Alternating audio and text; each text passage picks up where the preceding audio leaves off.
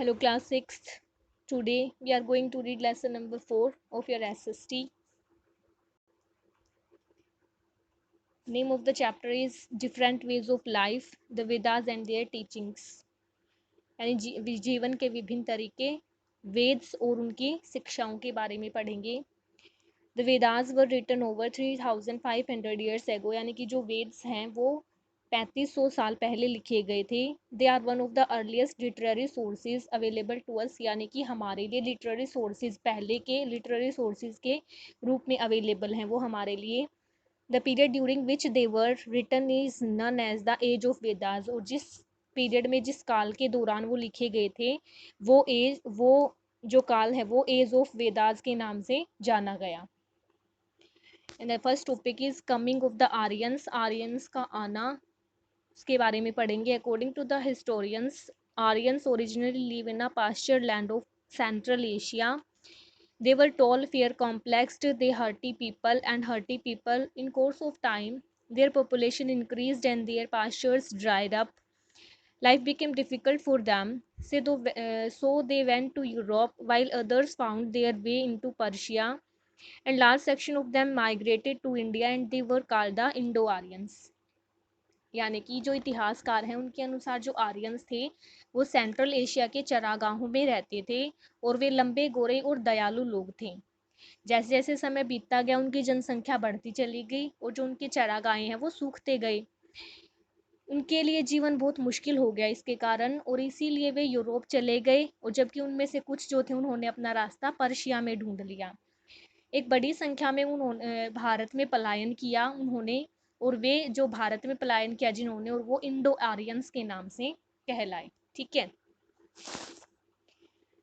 Next है हम पढ़ेंगे द वेदास. जो वर्ड वेदा है वो डाइवर्ट हुआ है संस्कृत वर्ड विद से, जिसका मतलब होता है जानना. ठीक है. तो इसीलिए जो वर्ड वेदा है उसका मतलब क्या हुआ, नॉलेज और विजडम. और जो नॉलेज और विजडम है वो इंडो आर्यंस की ने प्रिजर्व करी थी उनकी ओल्डेस्ट होली बुक्स में. ठीक है. जो क्या कहलाए, वेदास कहलाए. ठीक है.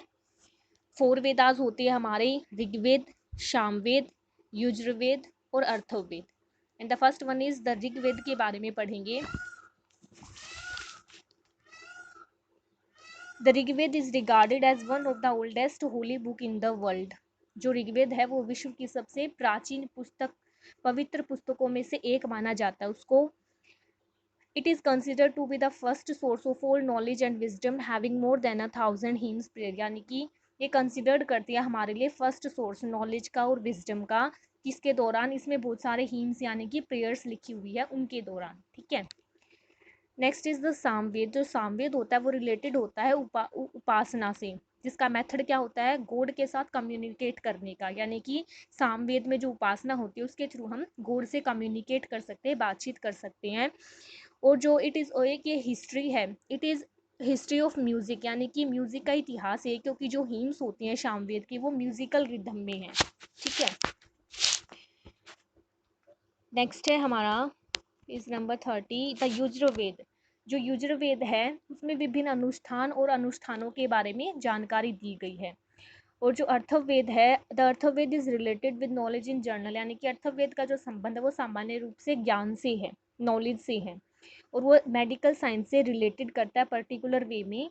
और इसने कंसिडर्ड करी है क्या, oldest work on Indian medicine पे. ठीक है. अगर हम शॉर्ट में कहें तो हम कह सकते हैं कि जो वेदास होते हैं वो एक डील है एक तरह से एवरी ब्रांच ऑफ नॉलेज, और प्रोवाइड करती है हमें बेसिक नॉलेज आर्ट और साइंस के बारे में.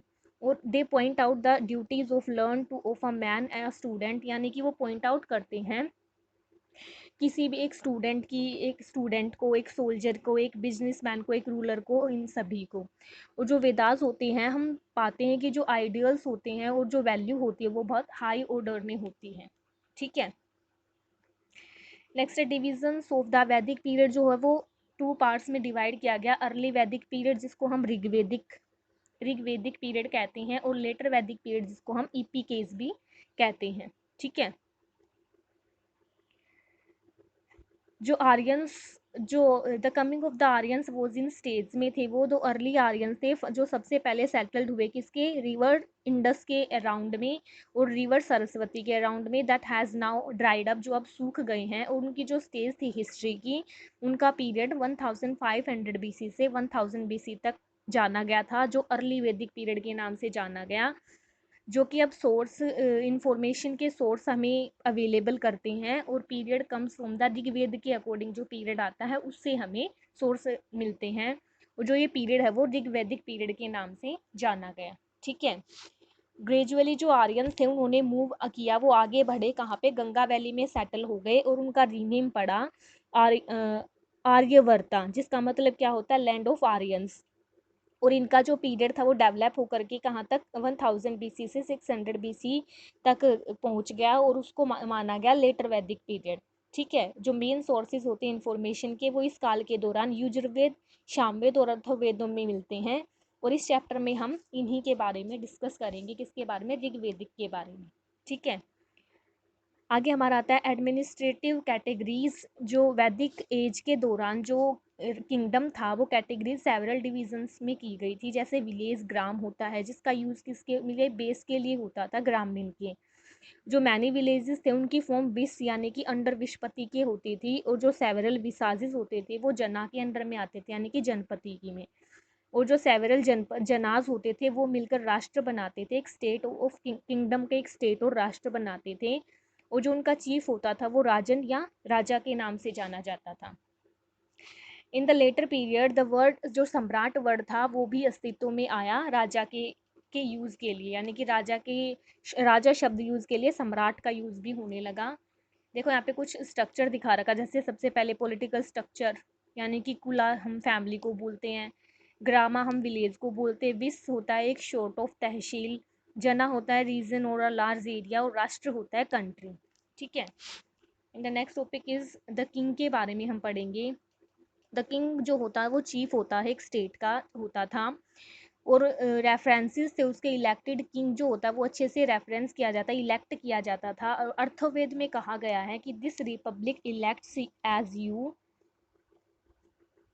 एक किंग, यानी कि इस रिपब्लिक ने तुम्हें एक राजा के रूप में चुना है। तो जो किंग होता था वो ग्रेट पावर्स को एंजॉय करता था, वो एक डिस्पोटिक और ऑटोक्रेटिक रूलर नहीं होता था, यानी कि डिस्पोटिक और निरंकुश राजा वो नहीं था। ठीक है।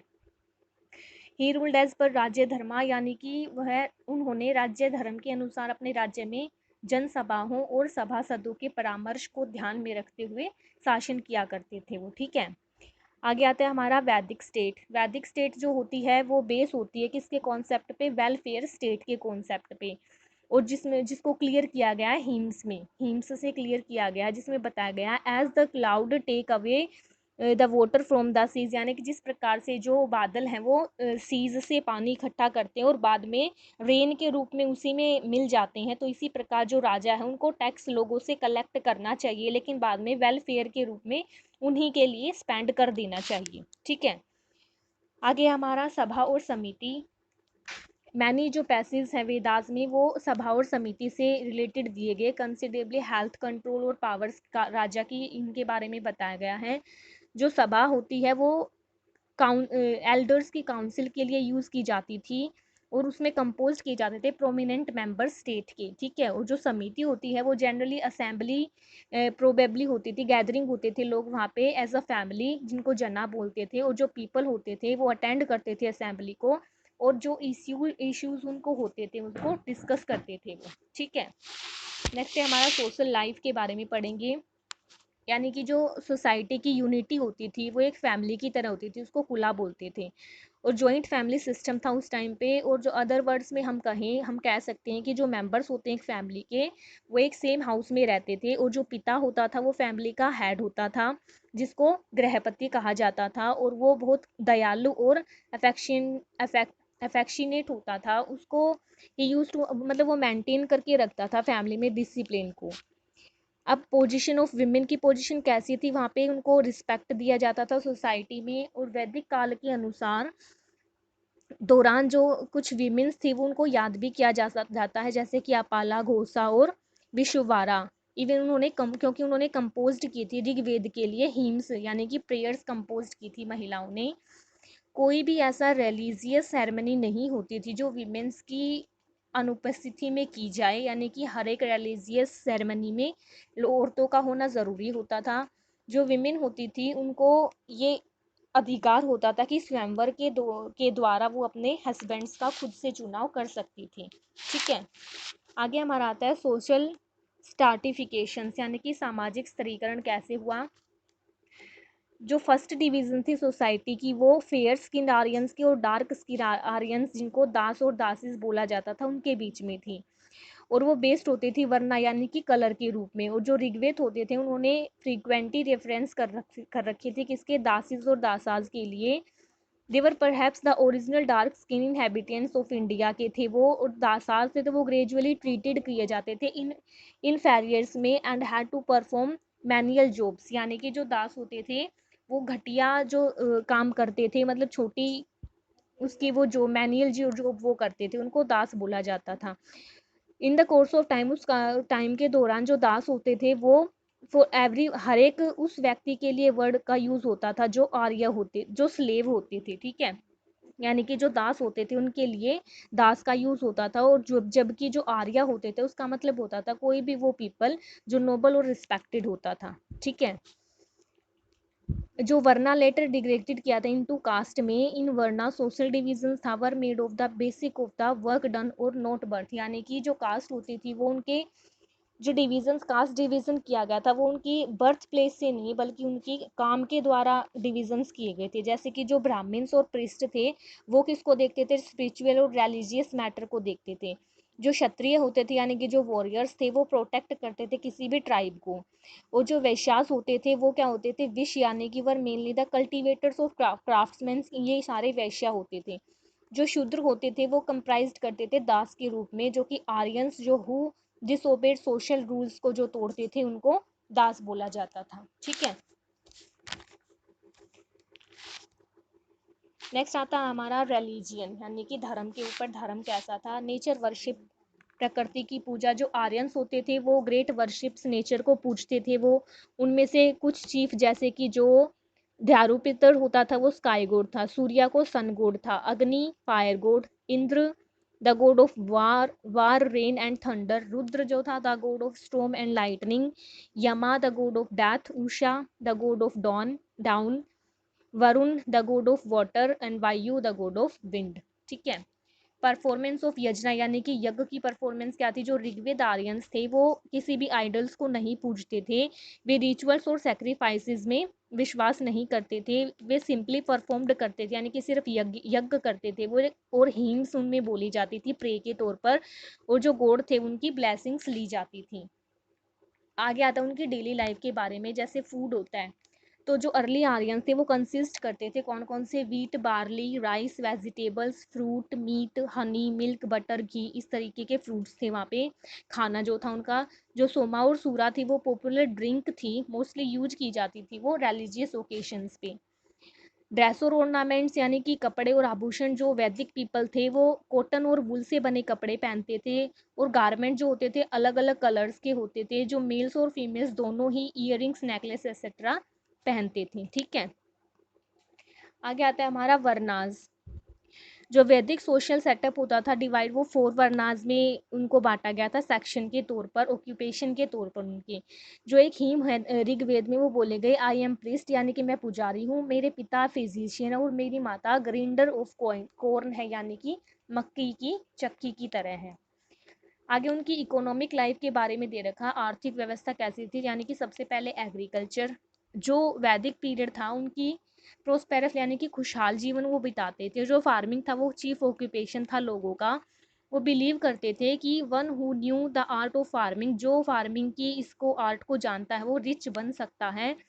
और जो फील्ड प्लो की जाती थी ऑक्शन से इन टीम्स टीम्स में होती थी, वो यूजुअली 2 क्रॉप्स वहाँ पे ग्रो की जाती थी एक साल में। ठीक है, डोमेस्टिकेटिंग कैटल यानी कि पशुपालन कैसा था वहाँ पे, एनिमल्स स्पेशली काऊ को पूजा जाता था वहाँ पे, काऊ को वहाँ पे रखा जाता था। और जो यानी कि उनका मानना था कि जो काऊ को पूजेगा, जो काऊ की रक्षा करेगा वो रिच पर्सन बन सकता है।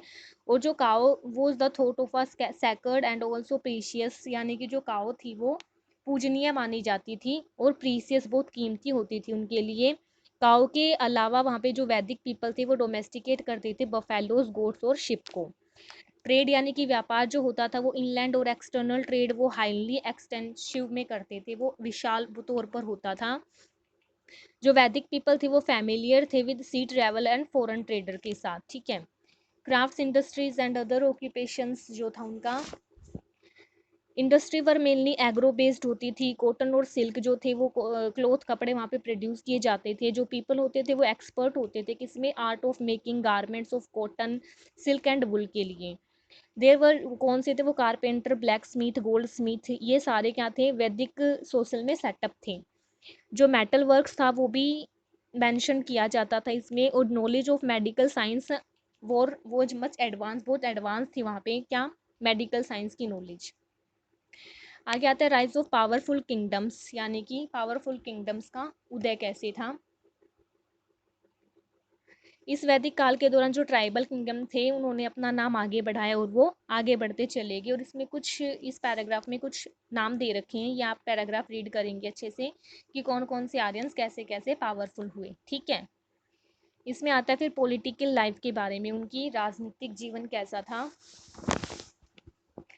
The king was the supreme ruler of his kingdom and commander of his army. जो राजा होता था वो सुप्रीम रूलर होता था और अपनी आर्मी का कमांडर होता था। He used to act as a chief justice of his kingdom. He took active interest in the welfare of his people, यानी कि जो राष्ट्र शब्द का प्रयोग था एक निश्चित क्षेत्र के लिए किया जाने लगा था, ठीक है। और वो साइज एंड पावर जो थी उनकी वो डिफरेंट स्टेट्स ग्रेटली इंक्रीज की गई थी। और जो टर्म होता है राष्ट्र, उसका वैसे मैंने बताया कि जो एक राष्ट्र शब्द का प्रयोग था वो एक निश्चित क्षेत्र के लिए किया जाता था, ठीक है। That's all in today's class students, and the remaining chapter we will be continuing in next class. Okay.